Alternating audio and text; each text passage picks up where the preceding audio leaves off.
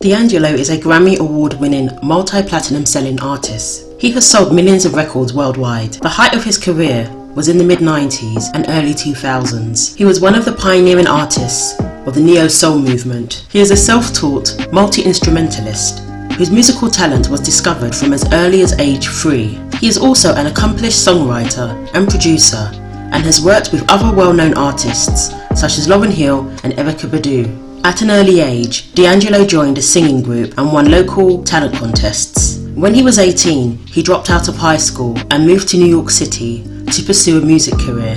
His group's demo fell into the hands of EMI executives who were impressed by his songwriting skills. He initially received a publishing deal, but soon ended up getting a recording contract. After a 3-hour audition, he wowed executives with his advanced piano skills and distinctive vocals. DAngelo first came on the scene as a writer and producer for other artists. He wrote the song You Will Know, which was a collective including Brian McKnight, H-Town, Lenny Kravitz, Usher and 20 other artists. He then released his debut album, Brown Sugar, in 1995, which he wrote and produced. It sold 300,000 copies within the first 2 months and continued to sell thousands every week. Eventually, it was certified platinum in the US and went on to sell 1.5 to 2 million copies. The album resulted in 3 top 10 hits: Lady, which went gold, Brown Sugar, and a Smokey Robinson cover, Cruising. After the success of Brown Sugar, DAngelo didn't produce any more of his own music for 4.5 years. He put this down to writer's block, being uninspired and simply being stuck. He said, "You have to live to write." He promoted Brown Sugar for 2 years and was always on the road. He was unable to have a normal life as a result and didn't have normal life experiences. But in '98, his first child was born.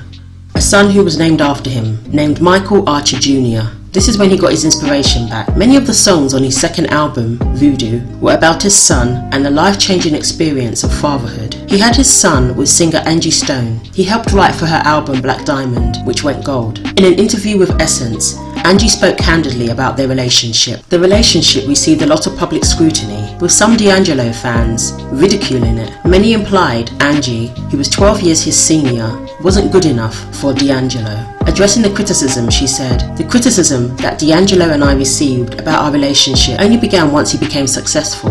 What people didn't realise was that before he became successful, there was Angie Stone from the group Vertical Hold, a strong, beautiful sister who dated somebody who had not even crossed the threshold of the industry yet. When I was dating him, he wore glasses, he had short hair, and his pants were hanging down to his butt. He was just a 19-year-old kid with big shorts, and nobody cared, and no one saw his beauty but me.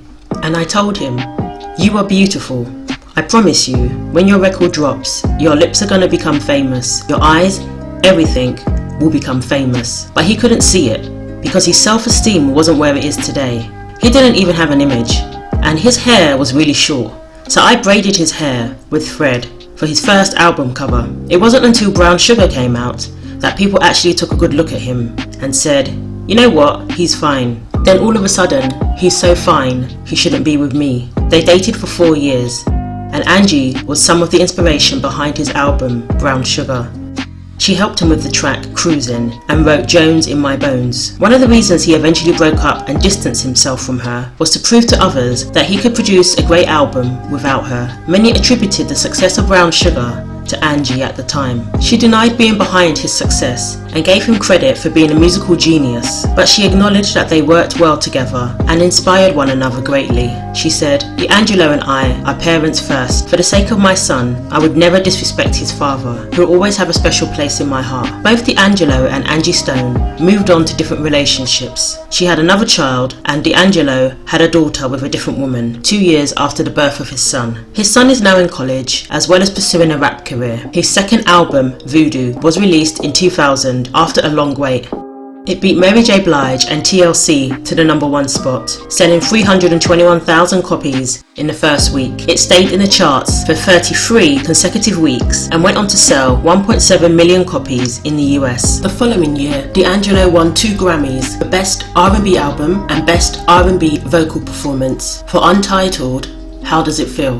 It was dubbed a masterpiece by critics. The album featured hip-hop artists such as Redman and Method Man, and was more targeted towards the R&B and hip-hop fans, as opposed to being aimed at commercial success. So the first couple of singles didn't chart highly on Billboard. The most successful single from the album, and possibly one of the most well-known singles to date, was untitled How Does It Feel?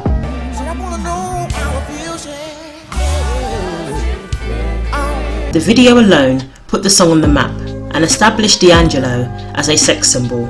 It was nominated for 3 Video Music Awards: Video of the Year, Best R&B Video, and Best Male Video.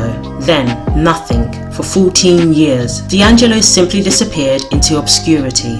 Earlier this year, a documentary was released at the Tribeca Film Festival based on the career and life of DAngelo, named after his single Devil's Pie. It was well received and gave a glimpse into the mind of a complicated and private musical genius.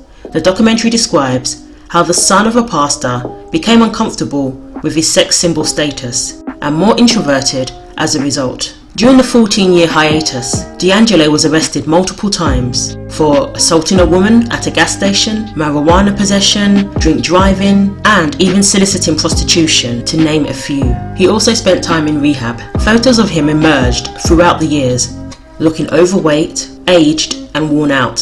A far cry from when he rocked killer abs in the How Does It Feel video. The negative stories that came out about him over the years, as well as the unflattering photos, led people to believe something was terribly wrong with the singer. It overshadowed his musical accomplishments for some time, and he was criticised all over social media.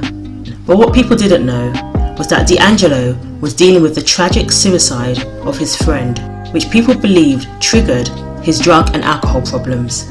His ex-manager, an A&R executive who discovered him, revealed in an interview the struggles he faced after his loss. He turned to alcohol to numb the pain and soon became addicted to it. Then he progressed to hard drugs. His girlfriend left him, and many of his loved ones distanced themselves from him at the time due to his reckless behaviour. Angie also revealed that he didn't see his son for a while. In an interview with GQ, DAngelo admitted to doing cocaine in order to overcome his shyness, and this compounded his drinking problem too. His manager, Dominic Trenier, picked him up after he was arrested in Richmond and took him straight to rehab. After his first stint in rehab, DAngelo admitted to going straight to the liquor store. The second time in rehab also failed. Then, sadly, he experienced the loss of another close friend, Jay Dilla. It was then he decided to take rehab seriously. His friend took him to a facility in Antigua. It took 5 hours to get DAngelo to the car, and he was insistent on emptying every hotel minibar along the way. When he finally got to Antigua, he decided rehab wasn't for him and made arrangements to come home. In 2010, it took his friend, Questlove, to finally get through to him. Quest told him he dreaded getting a call someday, saying he had died from an overdose. It would have destroyed him. I was living with a sense of dread. He also told DAngelo he had purposely been staying away from him all those years because he couldn't take seeing his friend destroy himself. That was probably the most emotional man-to-man talk that D&I had ever had, Questlove said. DAngelo admitted being at such a low point, he was incapable of making music. In December 2014, DAngelo made a comeback, releasing his third studio album, Black Messiah. It was met with praise by critics and debuted at number 5 on Billboard. The R&B artist shocked the world when in December he dropped his long-awaited third album, Black Messiah, which has since earned the #1 spot in more than 20 countries. He won 2 more Grammys, Best R&B Album and Best R&B Song. It was the comeback he deserved and fitting of an artist of his caliber. In total, DAngelo has been nominated for 14 Grammys and won 4.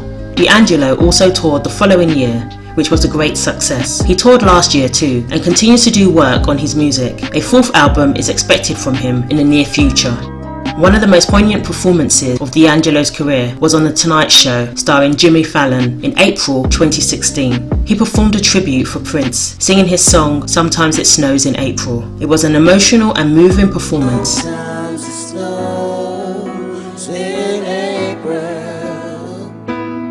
Prince, who was also a multi-instrumentalist, was a huge influence on DAngelo, and they had mutual respect for one another as artists. What was your favourite DAngelo song? Thanks for watching. Rate, comment and subscribe, and click the bell for more videos. And a huge welcome to all my new subscribers. Thanks for your support.